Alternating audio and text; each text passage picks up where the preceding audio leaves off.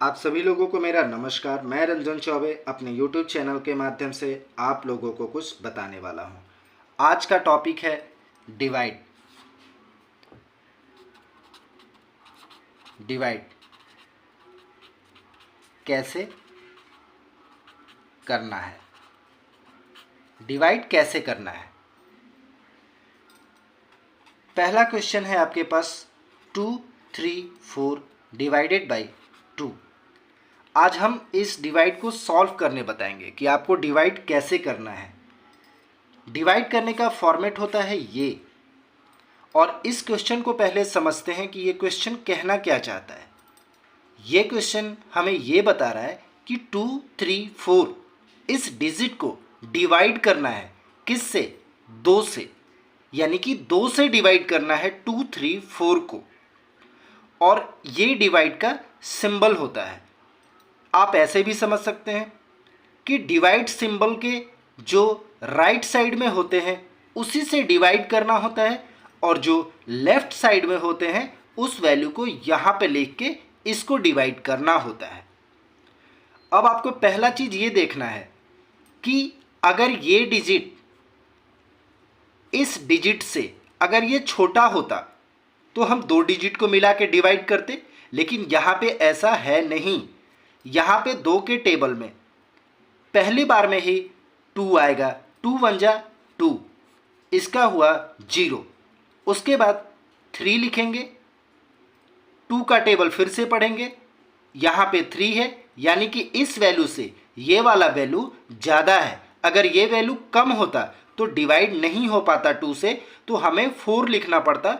उसके बाद 2 का टेबल पढ़ के और 34 से नीचे पे पहुँचते और उसके बाद डिवाइड करते इसको। लेकिन फिलहाल हमारे पास क्या वैल्यू है? 3 वैल्यू है, और 2 के पहले टेबल में ही 2 आएगा। तो 2 1 जा 2, यहाँ पे 1 आया। अब यहाँ पे क्या आया? 4, क्योंकि 1 था ना।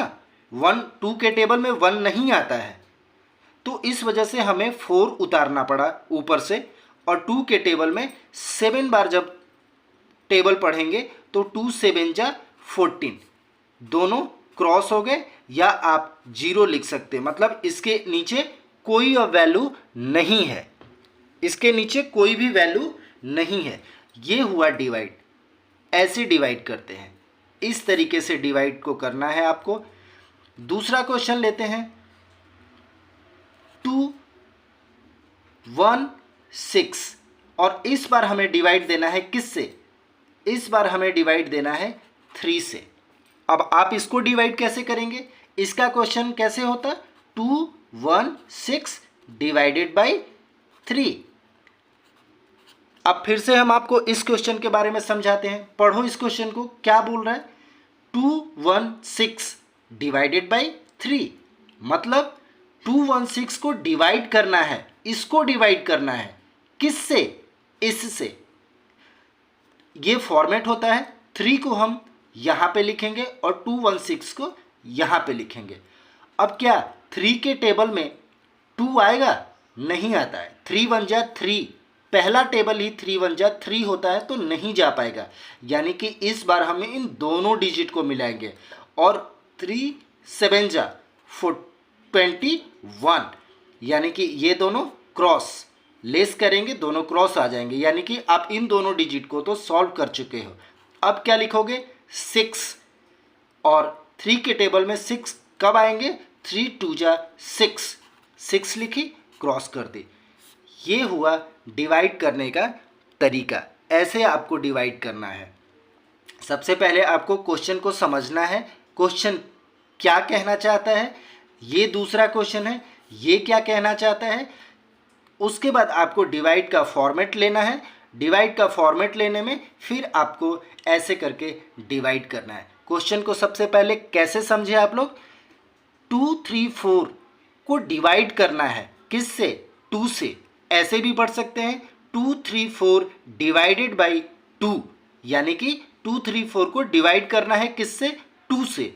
अब आप यहाँ पे 2 लिखें, इस फॉर्मेट बनाया आपने। 2 3 4 को यहाँ पे लिखा, उसके बाद 2 का टेबल पढ़ा, यहाँ पे भी 2 था, यानी कि 2 1 जा 2 होता है। अगर ये छोटा होता तो इससे तो टेबल में आता ही नहीं, तो हम 2 डिजिट को मिक्स करते और दोनों डिजिट को मिलाने के बाद तब जाके हम टेबल पे पहुंचते। और टेबल पढ़ते वक्त आपको ये ध्यान देना है कि अगर आपने डिजिट को मिक्स किया या सिंगल डिजिट है तो आपको इसे क्रॉस नहीं करना। जैसे 23 है, सपोज दैट 23, तो आपको क्या करना होता, 2 का टेबल तब तक पढ़ते जब तक या 23 तक नहीं पहुंच जाते या इससे कम पे नहीं रहते। जैसे अब आपको 2 12 जा मतलब 24, तो ये तो फिर गड़बड़ हो जाएगा। आपको 24 पे नहीं जाना है क्योंकि आपको 2 11 पे ही रहना है, 22, तब आप कर सकते थे इसको। तो आपको इस डिजिट से कम पे रहना है, इसको क्रॉस नहीं करना है। यहां पे फिलहाल 2 था तो 2 के टेबल में पहले पे ही 2 आता है, इस वजह से 2 लिखा और यहाँ पे 0 आ गया। 3 को लिया, 2 1 जा 2, फिर से 1, अब 1 था, 2 था तो 2 के टेबल में तो 1 आएगा नहीं, इस वजह से मैंने इस डिजिट को लिया और 2 7 जा 14। ये क्वेश्चन सॉल्व किया और इसका आंसर हुआ 117, इसका आंसर हुआ। उसी तरीके से ये क्वेश्चन। आप लोगों को मेरा नमस्कार। Please subscribe my channel and like and share.